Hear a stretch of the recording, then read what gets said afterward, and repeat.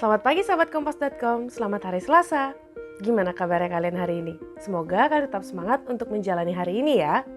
Nah, untuk menemani kalian pagi ini, Lois mau kasih rangkuman 3 pernyataan menarik dari sejumlah peristiwa yang menjadi sorotan pada Senin 5 Juni 2023. Yang pertama, Sekjen PDIP Hasto Kristianto menjawab soal elemen of surprise yang mungkin ada dalam Rakernas 3 PDIP pada 6-8 Juni mendatang.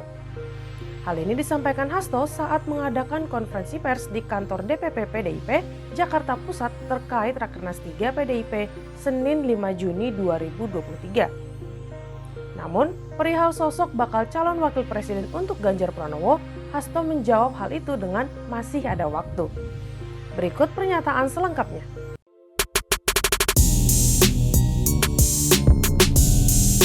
Ini kan kita tahu bersama nih kalau misalnya dalam keadaan acara PDIP ini biasanya ada Ibu Mega selalu menyampaikan element of surprise kan. Nah, di Rakernas kali ini apakah akan ada juga Ibu Mega menyampaikan element of surprise yang kalau tahun lalu kan element of surprise adalah tidak ada surprise ya Mas. Apakah tahun ini juga mungkin apakah pengumuman soal cawapres atau apakah gitu mungkin bisa disampaikan Mas? Terima kasih sebelumnya. Kayaknya hasil tadi malam gitu ya. Imajinasi tentang jadi masih ada sisa-sisa.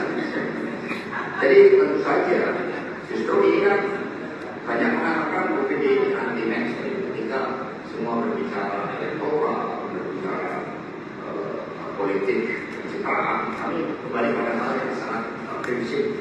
Bagaimana sejatinya ketika Bung Karno menyampaikan falsafah Pancasila bahwa dalam Indonesia merdeka itu seharusnya tidak boleh ada kemiskinan. Itu juga merupakan bagian yang sangat penting. Ketika Ibu Mega tiba-tiba menginstruksikan kepada saya ketika laporan kepada beliau, saya maunya temanya fakir miskin dan anak pelatan dibiarkan. Beliau menyebutnya sambil terharu. Ini pun sudah menunjukkan bahwa kita tidak boleh lagi main-main terkait dengan mandat ideologis dan mandat konstitusi.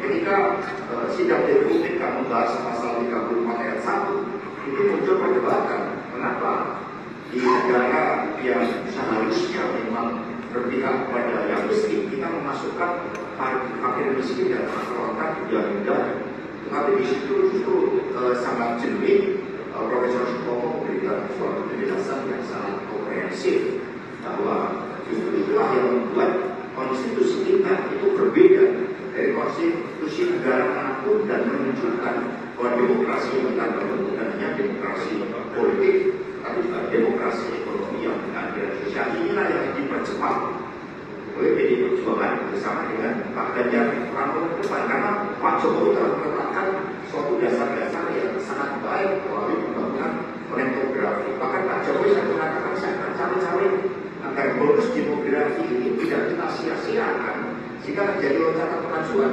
Ya sepertinya PDI Perjuangan yang memang menangkap hal tersebut. Mana yang lain membela ketika Pak Jokowi dikritik terkait dengan cawe-cawe? Kami mengatakan pada hal-hal yang positif karena kami percaya pada kenegarawanan dari Presiden Jokowi di dalam membangun kemajuan Indonesia. Jadi nanti ada juga elemen of surprise. Tapi bagaimana terkait dengan cawapresnya? Ya masih ada waktu.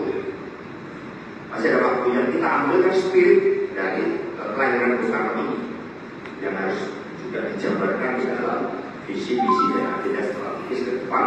Mas Arief tadi mengatakan kami juga melakukan studi secara ilmiah dengan negara-negara lain, Jerman, Jepang, Korea Selatan, Tiongkok. Ada tim yang secara khusus dibentuk hanya tanpa perlu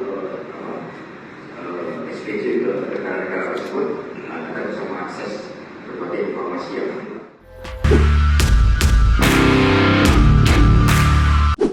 Yang kedua, pakar hukum tata negara Denny Indrayana mengaku dirinya dimintain tolong oleh Menko Polhukam Mahfud MD untuk membantu baca pres Anies Baswedan agar dapat menjadi capres 2024.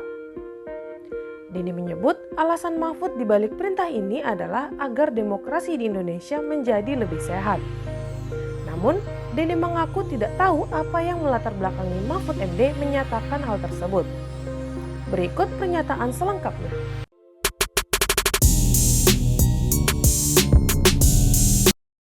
yakinkah seorang Denny Indrayana bahwa nanti tetap akan 3 paslon dengan Anies Baswedan juga? Itu saya nggak tahu kalau itu udah pertanyaan politik. Tapi Pak Mahfud pada saat terakhir bertemu dengan saya itu minta tolong dan bahasa beliau memerintahkan. Jadi saya terakhir ketemu, saya kan kalau pulang ada waktu saya WA Pak Mahfud. Pak Mahfud saya di Jakarta, ketemuan dong kita diskusi.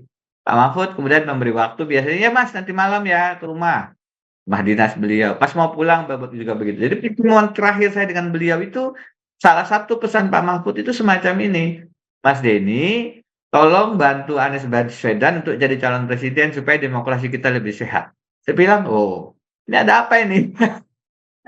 Oh, ada pesan itu, Prof. Iya. Ada pesan begitu, ada pesan supaya kemudian ini ada upaya-upaya yang harus sama-sama kita jaga, bahasa saya. Sehingga beliau bilang, oke, Mas Denny, dan itu sudah dipublikasikan Pak Mahfud di mana-mana juga. Saya perintahkan Denny Indrayana untuk membantu Anies Baswedan kok supaya demokrasi kita lebih sehat, kata beliau. Jadi saya bisa bicara ini karena juga beliau sudah bicara hal ini di beberapa tempat gitu. Lalu yang terakhir, masih soal Mahfud MD. Ia pun mengaku tak hanya meminta tolong pada Denny Indrayana, tetapi juga kepada Presiden PKS Ahmad Syahiku. Mahfud menilai jika Anies tak mendapatkan tiket ke Pilpres 2024, pemerintah pasti dituduh telah melakukan penjagalan. Ia pun menegaskan pemerintah pasti tidak akan campur tangan dalam menentukan siapa capres yang akan maju ke Pilpres 2024. Berikut pernyataan selengkapnya.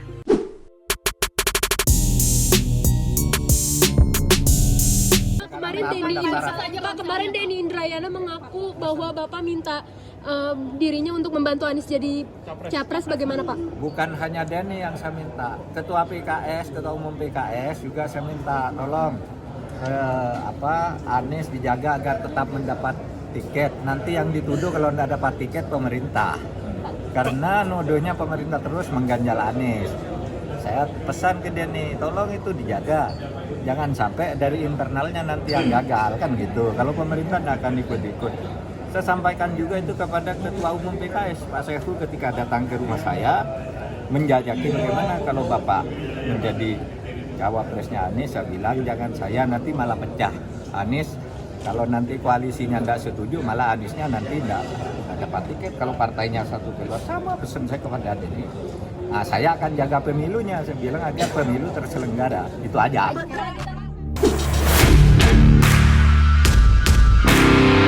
Nah, itu dia top 3 quote highlight versi kompas.com. Don't forget to like, subscribe, dan nyalakan lonceng notifikasinya ya.